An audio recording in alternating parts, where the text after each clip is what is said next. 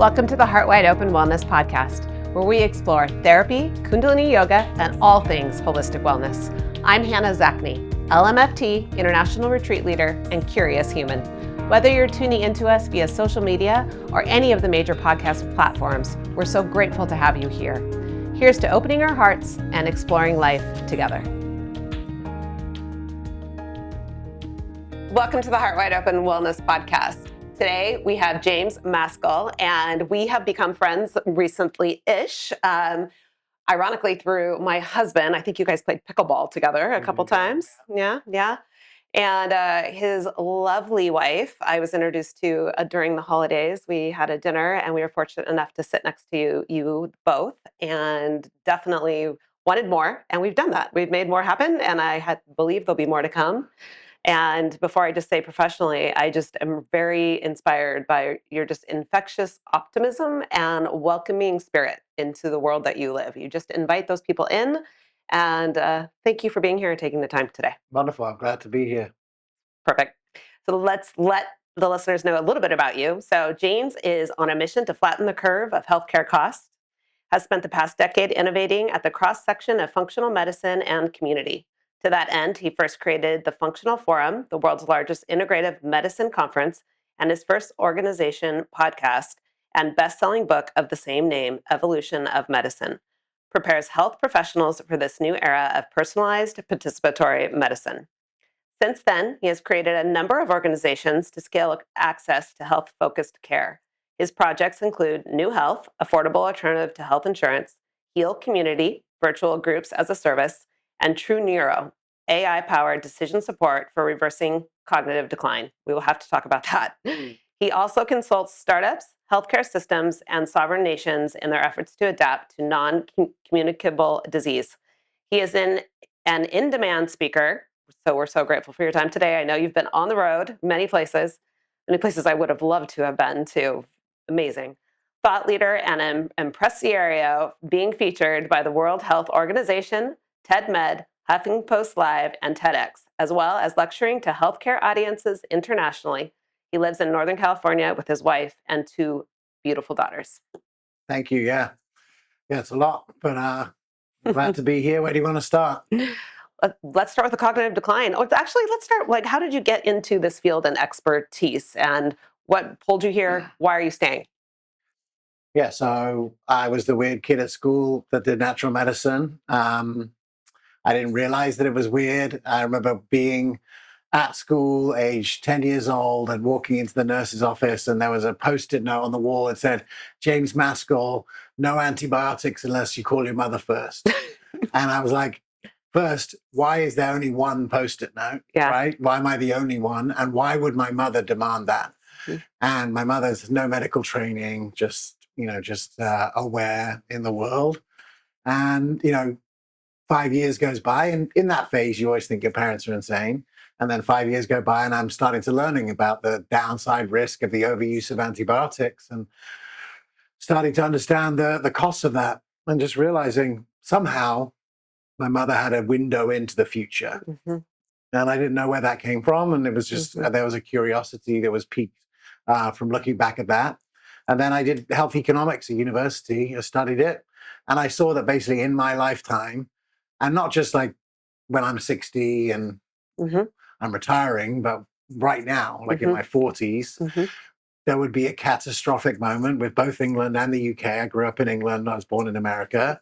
But both countries would basically collapse under the weight of chronic illness. You got the cost of chronic illness that's going up like this, and it's exponential, and it's driven by chronic disease. And I just knew that my mom obviously knew something about chronic disease or something about something that no one else knew about. And I just kind of had a moment of clarity, psychedelic induced, that told me that this was the path. This was 2004. I quit my job. I'd been 1 year as an investment banker, which I thought I needed to do. I quit. I moved to America, and I started working on the front lines. And I took a job, and I was living in Georgia. And two things happened. One, I met my wife there. We've been together since. And second, I saw chronic disease being reversed. And I realized that I had a window into something that no one else in the world really knew was happening, or very few people. And I also realized that this was going to become more and more and more relevant. And so I just started following that path forward. And I would say the first 10 years was really about seeking to understand what's happening, why is it happening, what are the common things that are happening. And then I think the last 10 years has been looking for me to start to lay out a structure for solving that problem. And so what does that structure look like? I know you have so much going on. Yeah. I mean, if you take a step back, it's building a parallel structure of a medical system that is capable of reversing and preventing chronic disease. And that means you need a different operating system, right? You can't do it with drugs. Drugs don't reverse chronic disease. They are not well suited to chronic disease, actually. They are well suited to acute disease. So they serve a purpose. But the pharmaceutical first approach for chronic disease is not working, has not worked, and is an unmitigated disaster, in my opinion. So you need a different operating system. And that operating system has to have the patient at the center of it, because ultimately in this model, the locus of control is in the patient. And that there's all kinds of friction to that happening. One, everyone's used to the doctor doing stuff to them. So it requires patient empowerment, it requires patient education, it requires patient participation. And so these are not easy fixes. At the beginning, I called my business The Evolution of Medicine because I saw it as like medicine adapting to its environment. And the truth is, the environment is almost like 180 degrees different. And so it doesn't just adapt very quickly. And so I would say for the last 10 years, it's really been building that ecosystem from scratch. So what does that look like? It looks like doctors who want to learn a new operating system of care, establishing themselves and delivering that care, learning from thousands of patients what is the best way to do it. Through the evolution of medicine, we helped thousands of clinics, small clinics be established. There's a functional medicine clinic in every town. There's some amazing ones in this town right here. And so ultimately that was, phase one. And phase two is now really about unifying that network into something that has the capacity to solve the problem at the scale that it exists. And that looks like software, and it looks like recruitment of new providers into something that is capable and is repeatable and is human and is joyful and is connected and is loving. And that's where we are right now. That's my favorite part about knowing you, is that it has to be joyful and playful and communicative and of service for it to be of interest to you. And that's what I'm observing in how you approach things. Well, it just has to be like that. If you want to live a life full of without chronic disease, you have to be connected. I wrote a book called The Community Cure. In that book, it essentially shows that loneliness is the key driver of all-cause mortality. Lonely people get chronic disease more quickly. They die more quickly. And so social connection is a bigger driver of all-cause mortality than alcohol and cigarettes and processed food. And yet, look at all the effort that we put into public health measures to do that.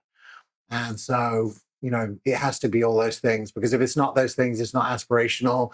And look, it's not just, if you get an infection and you take an antibiotic, a week later, you just go back to your normal life. This is a transformation in the way that you greet life. And so therefore, it has to be all those things, because you can't sustain a sad, lonely existence for 60 years. No, you can't. I mean, this is much why working with mental health, I have shifted from working individually to more preference of group. Although there is a time and a place for individual work, the real blossoming, the real putting the rubber on the road and actually implementing the change into your life happens in the groups and the community and the social support of showing up with the new tools in your community, in your life. For sure. So, I think there's a theme that's wound all the way through. So the first community that I built, it's always been about community. The first community was building communities of doctors. So we started the Functional Forum in New York. That was sort of our breakout thing. We made a show for doctors. We wanted to make it sexy, cool, and aspirational to be a functional medicine doctor, of which it was none. It was weird. It was hippie. It was whatever, but it wasn't cool and aspirational.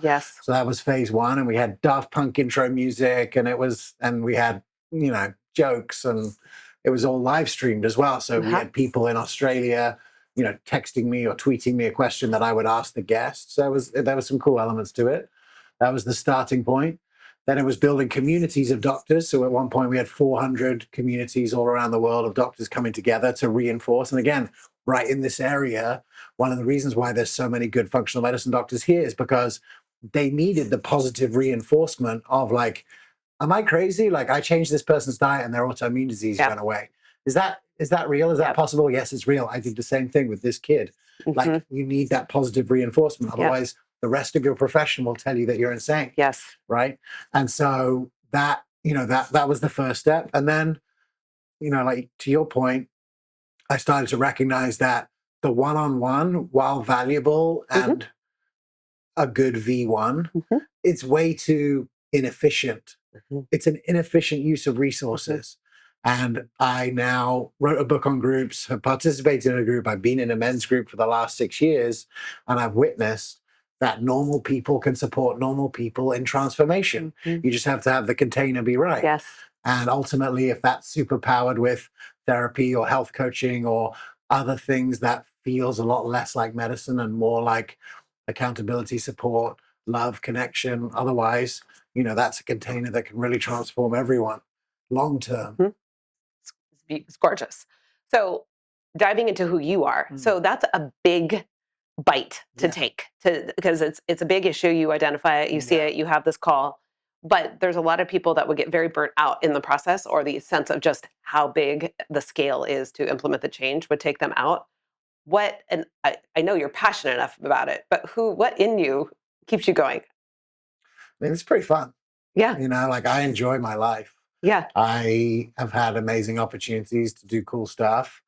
In retrospect, it took 10 years for my plan to work, right? So for years, Rachel reminded me like 2011, 12, like I knew that I was heading in this direction, but at that moment, I was like a supplement sales rep in New York and putting on a few conferences and whatever, but like my star had not shone, right? Apart from with a few people that I knew at that point. So, but pointed in the right direction. Yeah, pointed in the right direction and learning and meeting and connecting and understanding. I was at the bottom of a ladder that I wanted to climb, put it that way, which I realized I was not in the bank. I was like looking at these guys years ahead of me and being like, I don't want to be that guy. Look at Yeah. So anyway, so so early on, like the functional forum took off at the same time as Callie was born, my first daughter. And, she went to every continent by the time she was 4. And we had an awesome life. And we went from the time that she was 2 until 4, we had no fixed abode. We were like on the road and Airbnb and, doing whatever, these opportunities, conferences, other things that came along. And it was cool, but I'm not sure if it was healthy, right? And there was a moment there where we had to reprioritize. And having lived in, Williamsburg, Brooklyn in the coolest time that was, and lived in Venice Beach at the coolest time that was, moving to Sacramento was not necessarily on the wish list. But my wife's family's from here, and her sister and her mom and her stepmom all live here. And ultimately, I realized that the functional medicine revolution hasn't even happened yet. We're 20 years into it, and like it hasn't happened for most people. And so I was like, this is a lifetime journey. And so I needed to create the staying power that was going to be possible. And ultimately, that's why I live here, because I have the right support and connection and community, and really building that community and having a situation where my daughters can grow up with their grandparents, where my daughters can grow up with their cousins, where my wife is well supported, and I can still, go out on the mission and do my thing with a healthy balance, because it's also been unhealthy for me to be on the road, traveling, or doing all that kind of stuff. And so you have to have a healthier rhythm, and I found that here, and I love where I live now. Yeah, it's uniquely special here, actually. I think it's becoming more on the map for sure.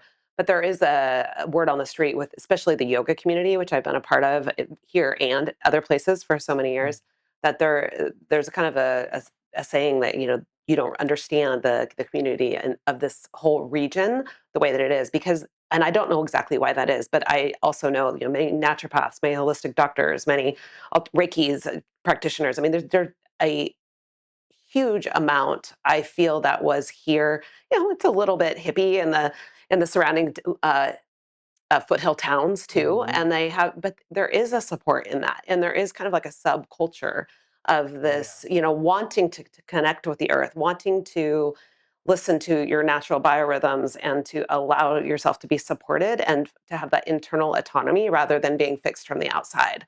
And I think that exists at some plane in this environment. And I'm continually impressed because the people I see you connecting with, I'm like, of course they're working together. Of course they're working together, because like you're finding that.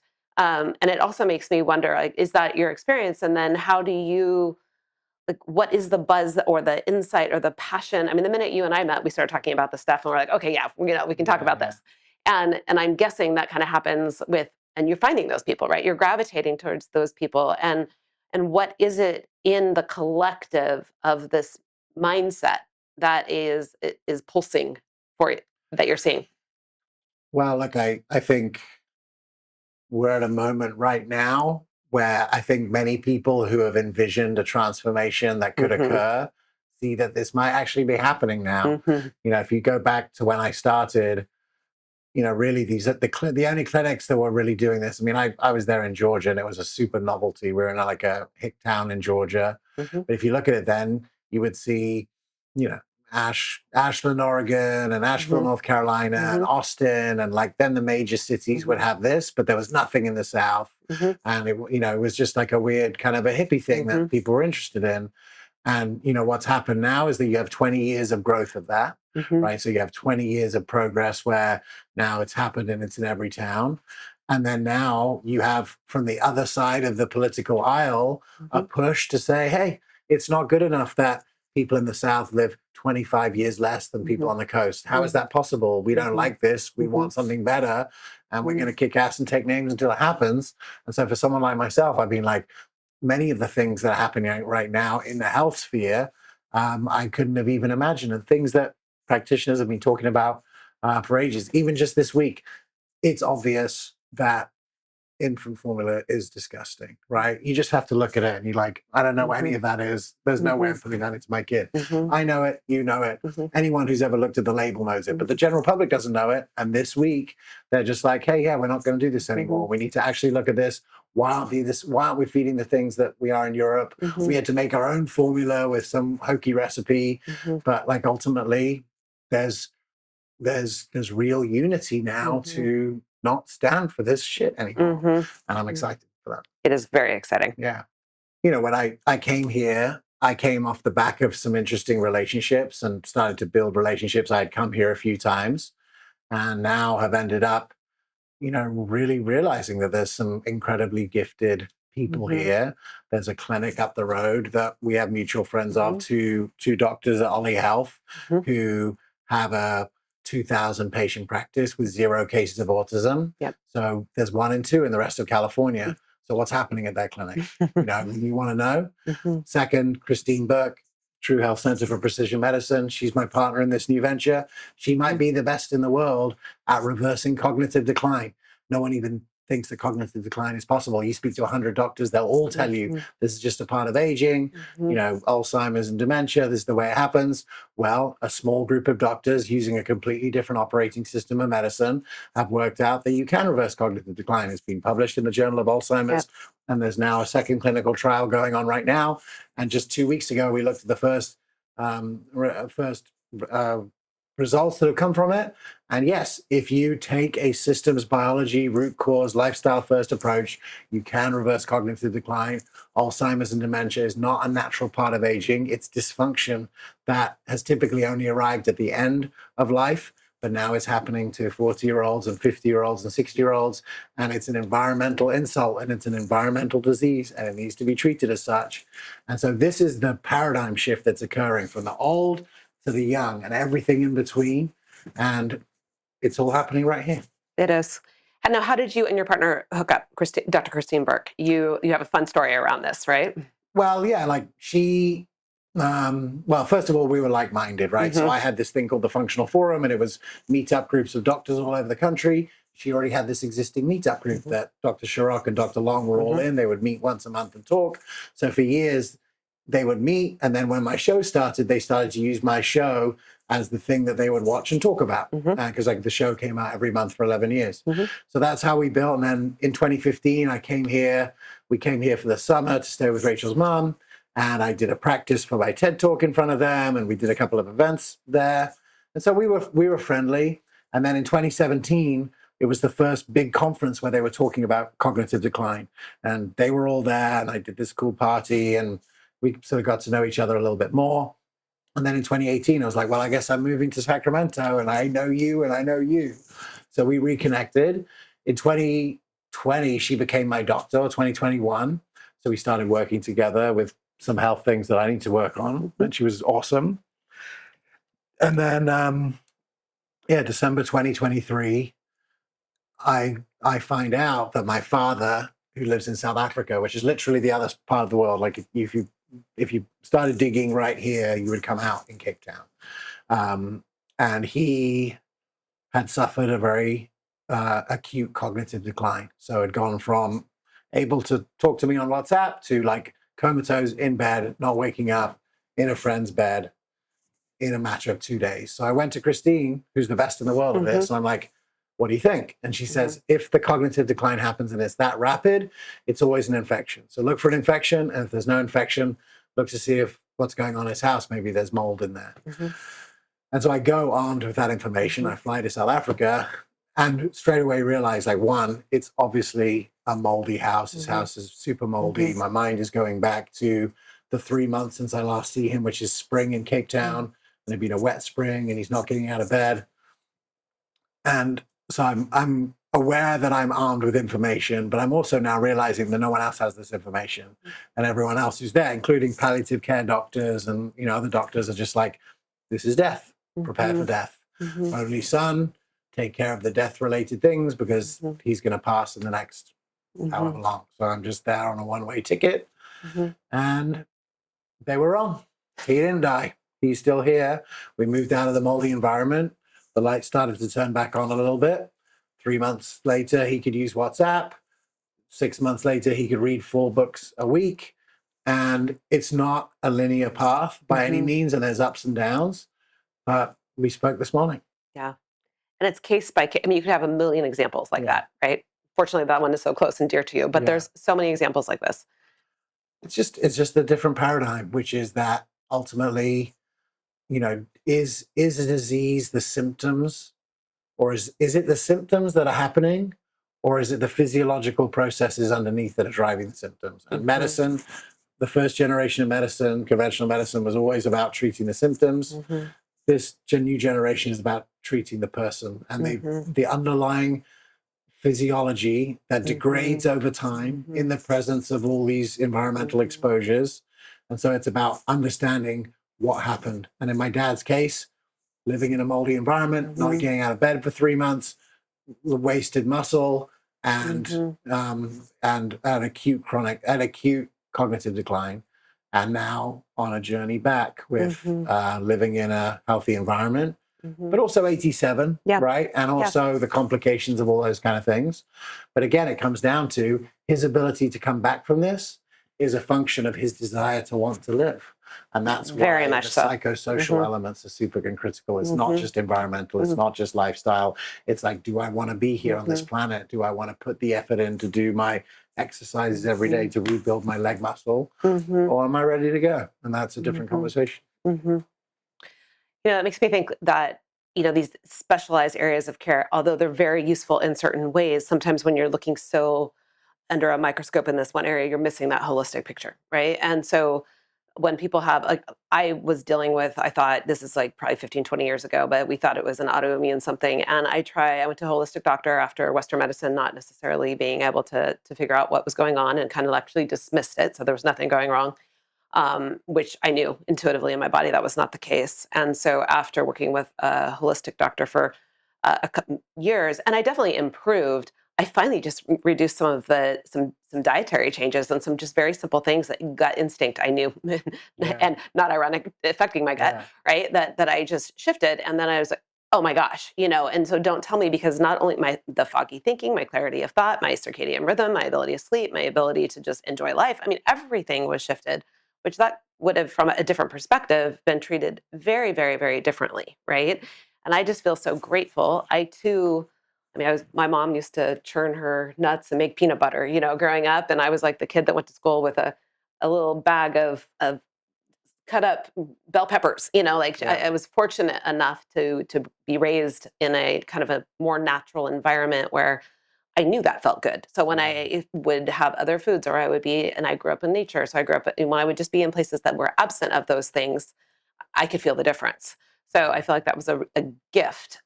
Other people have those gifts and blessings. I see these in different ways, but what advice do you have for people that maybe have an intuitive sense, but their healthcare system? I mean, I know you're working on this, but like currently, it's not fixed. So like their healthcare system Yeah. does deny that. No, no, no, that's in your head, or that's nothing's going wrong with you, or just do this, which is not an acceptable answer.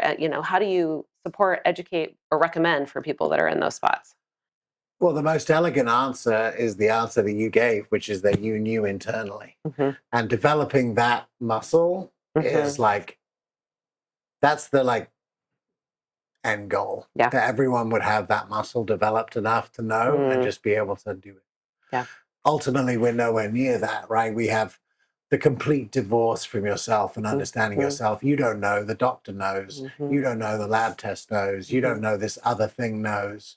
So the journey from here to there, is happening from this end, but ultimately, radical self-responsibility, Yes. radical intuition and connection to yourself, like all of those disciplines and that muscle can be built today. Yeah. And ultimately my recommendation for people is like to start on that journey in some way. And there's lots of different paths along the journey. There's lots of different triggers for it. There's lots of different modalities. And what happens is, what I've seen time and time again, is that you start on this process. Typically it can be instigated by another. There's an agreement that you come into. You probably see this in your therapy, in your groups or otherwise, but someone outside initiates it and it starts a journey. And there's sort of initial layers that may look like food and lifestyle and sort of those kind of things. And then after you start to get more clarity, then it's like, well, is this relationship serving me? Is my job serving me? Why am I here on this planet? What am I here to do? And I've certainly found an accelerant for me has been my men's group, because now we're all supporting each other and providing accountability to our mission, ourselves, who we are, why we're here. But it takes typically some things to typically go disastrously wrong before you would seek out something like that, but it doesn't have to be. Well, I'm continually fascinated by conversations where people are stepping towards this new movement that I think we have felt bubbling up, this place where we're willing to trust intuitive sense, bring all the senses of a holisticness together, and to capitalize that in a way that's like self-autonomy and togetherness all at the same time, right? Yeah. I think in your answer, one of the things I really love is just also trusting your resources and using your intuition in that. And that sometimes can be really scary, I think, as a consumer, because sometimes you only think you have these places to go. Fortunately, the world is giving more and more opportunity for resources. And that's just for whoever's listening, I just feel like that's a really empowering point to know that if you don't have the answer, it's not that it doesn't exist, but to keep seeking. I think that's just a very important piece Yeah. to relay. Love that. Yeah. Yeah. And you'll know when it's right. You'll know what's right. So we are going to. You are doing so many amazing events. You've got something going on all the time, but you have a new event coming up in April, on April 5th.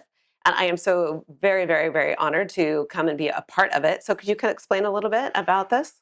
Yeah, so it came out of what I'd done before, which is we had a meetup group for doctors doing functional medicine called the Functional Forum here in the area that ran for 10 years. And I just felt a calling early this year and the end of last year that with the significant changes that were happening politically and sort of like this new thrust and unity and interest around it, that we should sort of take it to the people. This was the moment where everyone needs to know that these other options are available.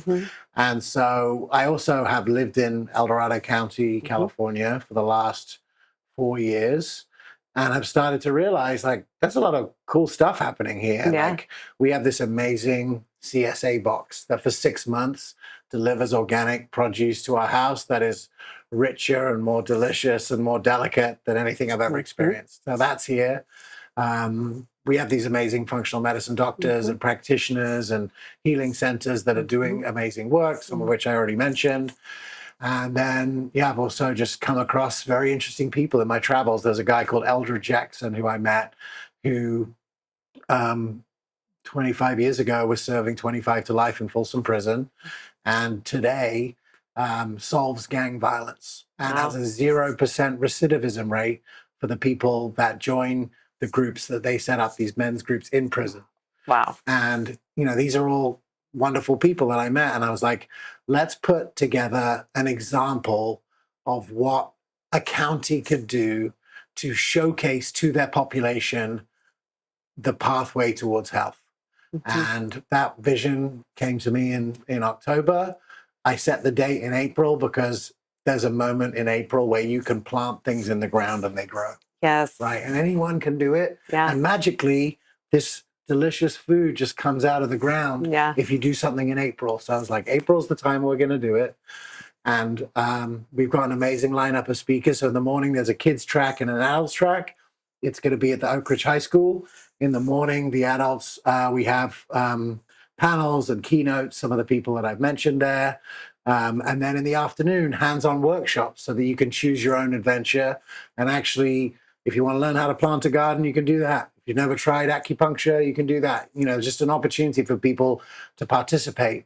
And one of the things that I'm excited that you're going to be doing is I've always just felt that the medicine is so participatory in nature. You actually have to do it. And so much of how we talk about it is didactic. We're like saying, oh, well, here's your vagus nerve. You better learn about it. It's really important. Whereas you can actually feel the changes to yourself by activating your vagus nerve. And I'm grateful. I know that you know about that, care about that, and do that in your work. So I was like, you should come and introduce the people to that. And I'm really grateful they're going to do it. It's amazing. Yeah, Kundalini Yoga has just given me so much insight into using the vagus nerve and all of the breath work and the different things that you can do around it. But I will always say when I teach it that I can't preface how important the experiential, the actually doing it, because you can just talk about it all day long. So I just love that you're putting something together where people will have the physical experience where they can say, oh, I feel better, and then now they want to put it in their life. It's just such a different way to teach. It was designed. The Vegas Fest was designed for a functional medicine clinic to go out into the community and to create a participatory learning experience that was like, hey, if you like this, you'll love what we do at the office. Like exit through the gift shop kind of a thing, because this is what we do all day, every day. And if you're ready to step in to participate, then this is the medicine for you. So, that is just a funny project that I started last year, but it fits really well here. And there's going to be a dance party at the end, because ultimately dancing is like the healthiest thing that you can do for your brain, and dancing together in community. And we just went for the walkthrough yesterday, and I stood there in the gym and I saw what it looks like to have 1,000 people in a room. And I was like, this is going to be awesome. It's going to be so awesome. And the dance party is so true. So the movement, the shaking and making it, it's going to be so fun. I'm excited. So my goal is, and my hope is, we have people coming to speak and participate who are leading the charge politically and in health as well. And my hope is that this could be replicated county by county over the next couple of years. There's been some big goals set for reversal of chronic disease. And my opinion is that the only way to do that is locally. I don't think it can come down from Washington to us here in El Dorado County, California in 2 years. But I think that there are enough people who are inspired by this movement, and so many of the elements that we're building on could happen everywhere. It's in a high school, right? There's one in every town, at least one. Two, it features the practitioners that are already there. 3, it's experiential workshops. 4, the CrossFit guys doing CrossFit thing. There's CrossFit everywhere, and then while not everywhere is amazing for growing stuff, here as El Dorado County, California, there is a movement all over the country with with indoor growth and greenhouses and people creating new ways to create food. And so I'm hoping that it inspires to bring all those things together.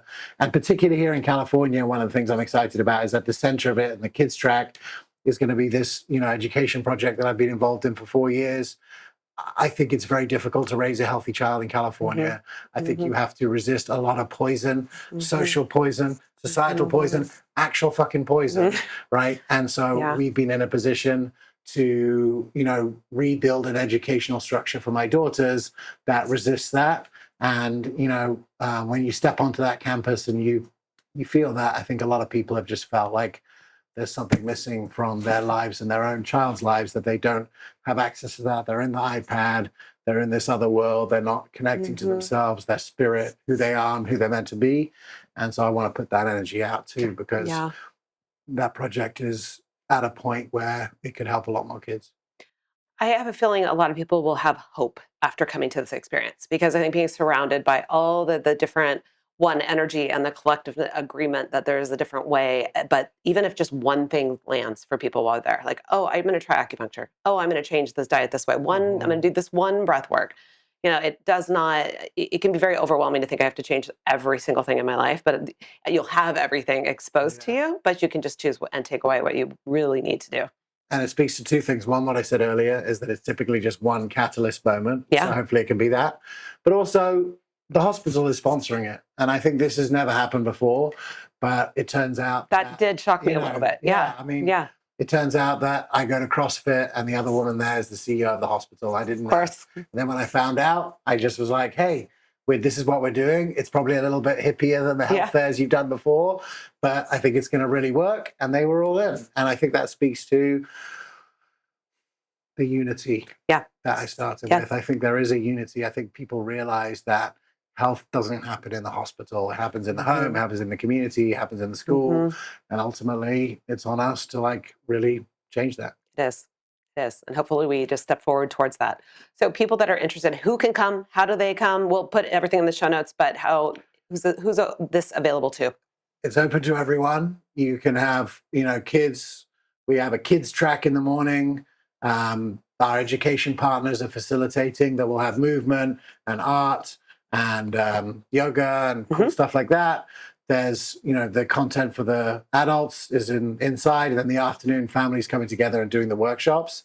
If you go to healthyeldorado.com, and if you use the code Marshall100, you can get free GA tickets. But we're also reinventing the school lunch. So if you've always thought that the school lunch is disgusting, which there's also unity on that topic right now too. Democrat and Republican all agree that the school lunch is disgusting. It's not political, it's just gross. Exactly. So we're reimagining the school lunch. There's tickets there where you can come and participate in that in the school cafeteria, right where 2,000 kids eat every day. Great. We're doing that. So the optics are really good. The event space is cool. The speakers are awesome. healthyeldorado.com. Perfect. Love it. If you need another business idea, which I don't think you do, Greg my husband, has been talking recently about the need to do, similar to the school food program rehaul, to do a program for people that are traveling, like the pilots and the flight attendants and the people that have no access. So there's so many little niche. A friend of mine who I follow on Instagram is walking around DFW yesterday and just being like, look what I have as options. Yes. And the only option that's any good is these pop-up fridges. Yes. Still no good. They're trying. They're getting better. But right. Yes. Yes. And I think pilots should demand better. Yes. Well, thank you, James. I look forward to everything that's going on with you. Keep us apprised, and thank you for your time today. Thank you. It's been a pleasure. Oh, I didn't ask you one thing. What's that? How do you live with your heart wide open? My heart wide open. I think being on mission and leading with community, leading with connection. We have diseases of disconnection from ourselves, from each other, from nature. And so it's a connection first economy, and that's what the heart does. It's beautiful. Thank you. Thank you for joining us on the Heart Wide Open Wellness Podcast. We appreciate your time, energy, and attention. Whether you're watching or listening, please remember to follow us on Facebook, Instagram, TikTok, Apple Podcasts, Spotify, iHeartRadio, and YouTube. Stay up to date with us at heartwideopenwellness.com so you don't miss any upcoming events, offerings, or retreats. Until next time, keep your heart wide open.